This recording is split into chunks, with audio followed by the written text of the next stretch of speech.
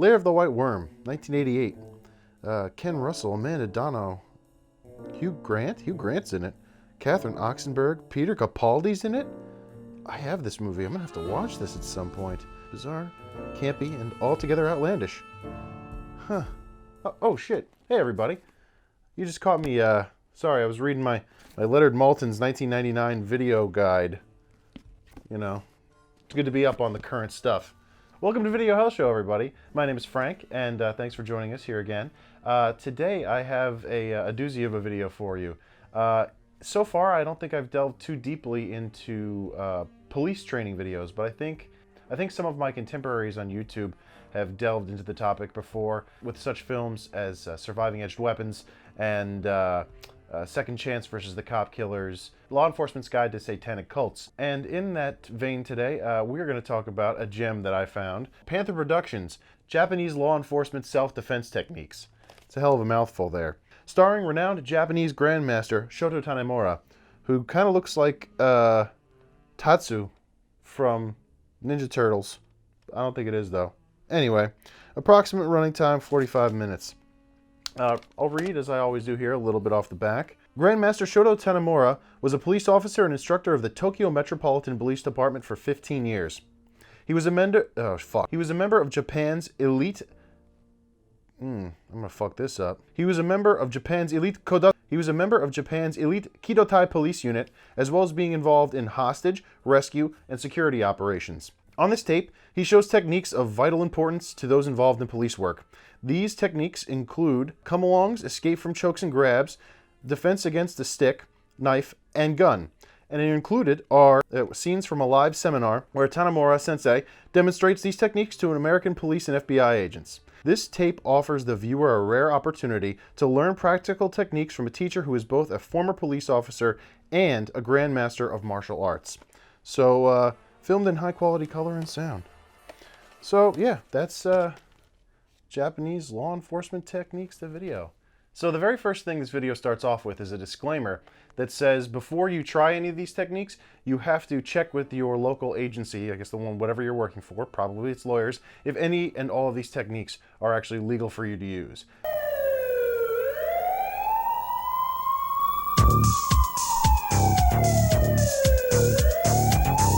This came out in the 90s. Yeah, basically, I don't think any of these are legal now. Some of it might be legal, but it just seems like a lot of this stuff, I don't know, it might be. Some of these holds seem a little bit risque, but, you know, back in the 90s, I guess a lot more was accepted by the public and a lot more was allowed by the cops that I know that is getting reined in now, luckily. Some of these things seem a little bit harsh in my opinion, but, you know, I'm not a police officer, so what the fuck do I know? After the disclaimer, we get some awesome 90s intro music.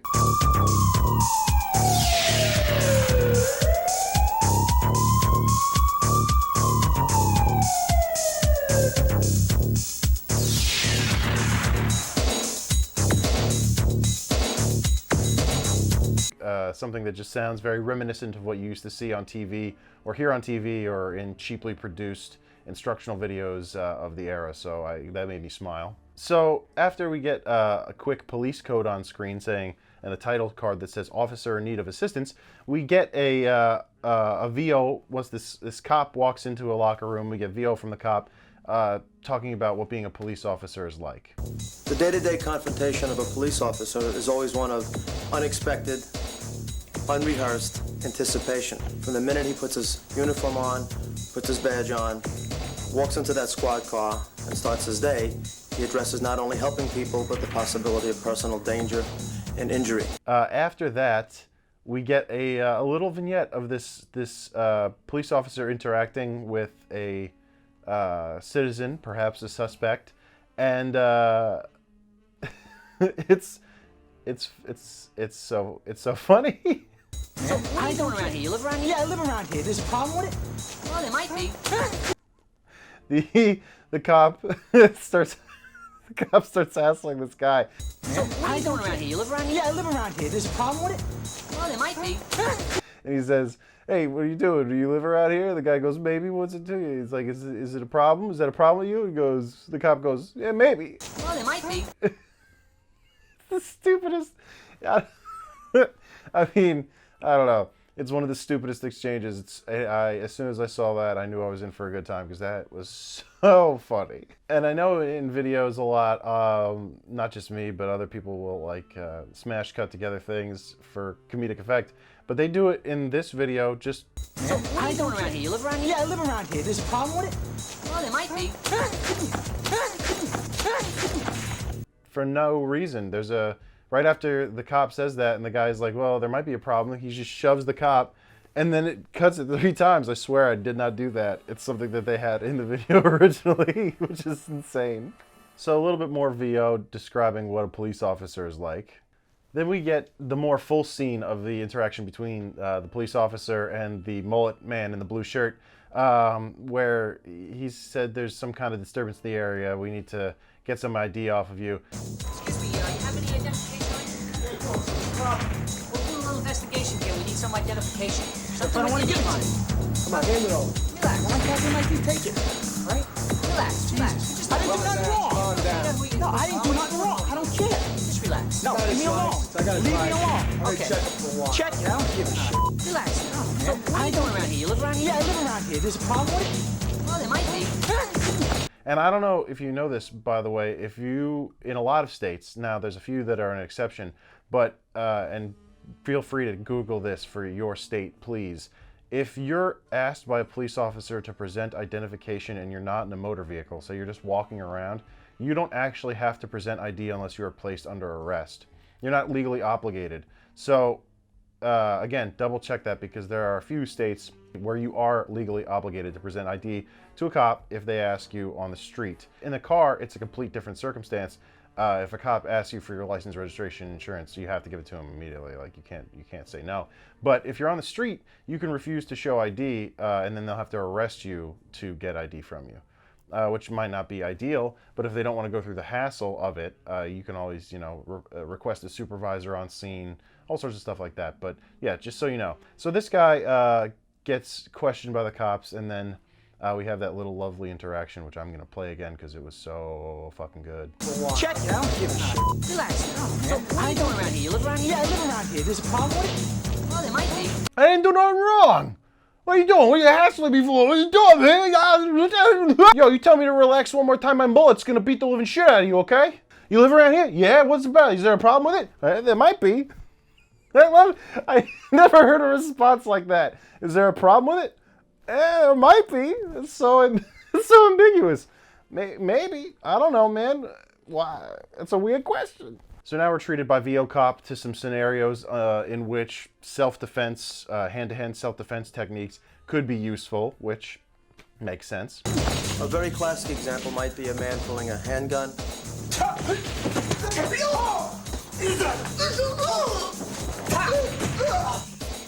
Resisting arrest. Not wishing to cooperate with the police officer.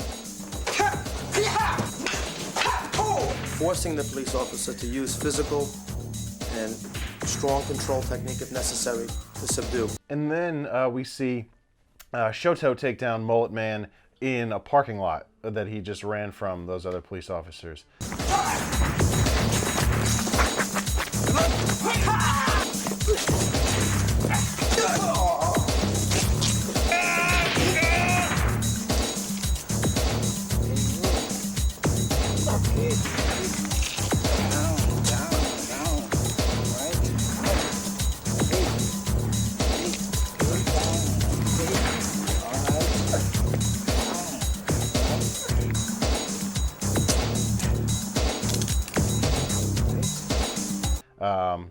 And honestly, that Mullet Man looks like he's in some severe pain. I'm not gonna joke around.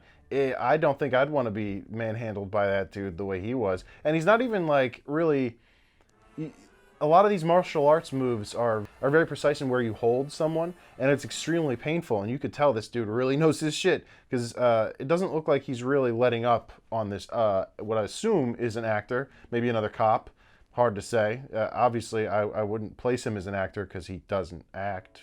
It's just a scene in which he says lines. But, you know, And then VO Cop says you have to develop some kind of super sense of being an aware, alert police officer, like you're fucking Cop Spider-Man or something. In preparation for that, being a professional police officer requires him to not only be prepared mentally, physically, but also on a spirit level, as far as developing a sense and a keen awareness, a super sense of being an aware, alert police officer for his own protection and the safety of those around him.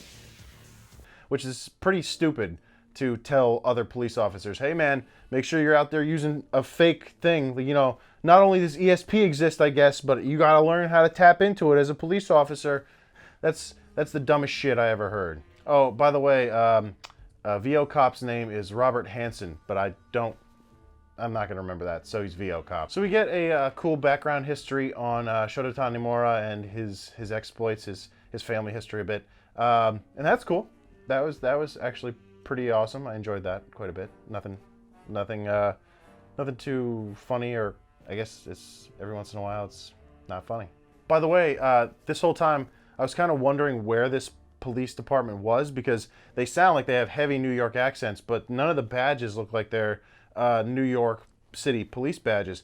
They're in Nassau County, Long Island.